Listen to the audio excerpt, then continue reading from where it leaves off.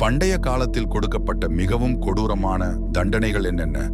இரத்தம், வன்முறை, ரணகொடூரம் இவையெல்லாம் வேண்டாம் என்று நினைக்கும் பிஞ்சு நெஞ்சம் கொண்டவர்கள் யாரேனும் இருந்தால் இந்த பதிவை படிக்காமல் கடந்து செல்லுமாறு கேட்டுக்கொள்கிறேன்.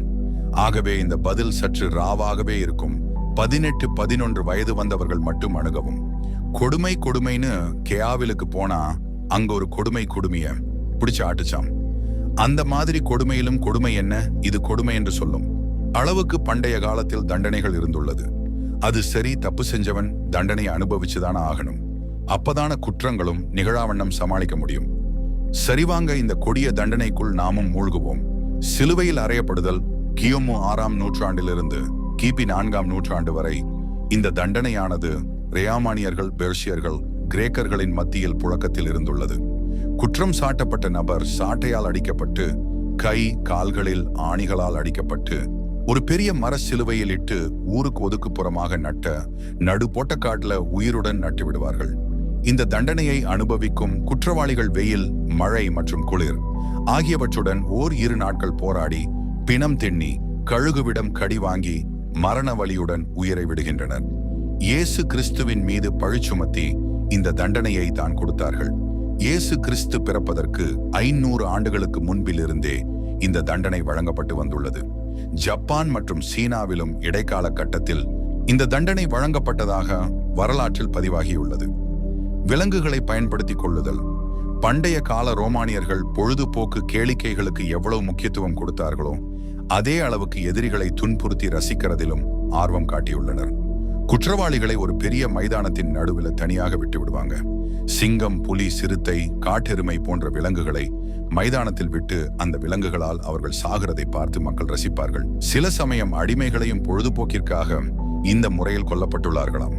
ஐரோப்பாவில் குற்றம் செய்த நபர்களை ஊருக்கு மத்தியில் பொதுமக்கள் கூடும் இடத்தில் அடித்து துன்புறுத்தி குதிரைகள் மூலமாக தண்டனை வழங்கியுள்ளனர். குற்றம் செய்த நபரின் கால்களையும் கைகளையும் மேலே படத்தில் காட்டியுள்ளவாறு 4 புறமும் குதிரையுடன் சங்கிலியால் இணைத்து கட்டி குதிரையை சாட்டையால் அடிப்பார்கள். வலியால் குதிரை வெவ்வேறு திசைகளில் திமிரிக்கிட்டு ஓடும். அப்புறம் என்ன? குதிரையின் வேகத்தால் குற்றவாளியின் கை, கால் என தனித்தனியாக பீத்து எறியப்பட்டு மரணம்தான். இந்த தண்டனை ஐரோப்பாவில் 18ஆம் நூற்றாண்டின் ஆரம்பம் வரை கடைபிடிக்கப்பட்டதாக வரலாறு குறிப்பிடுகிறது.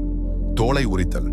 நம்மிடம் யாராவது சேட்டை செய்தால் தோலை உரிக்க போறன்னு பேச்சுவாக்கில் கேவத்தில் சொல்வதுண்டு. ஆனால் இதை ஒரு தண்டனையாகவே பண்டைய காலத்தில் வழங்கியுள்ளனர்.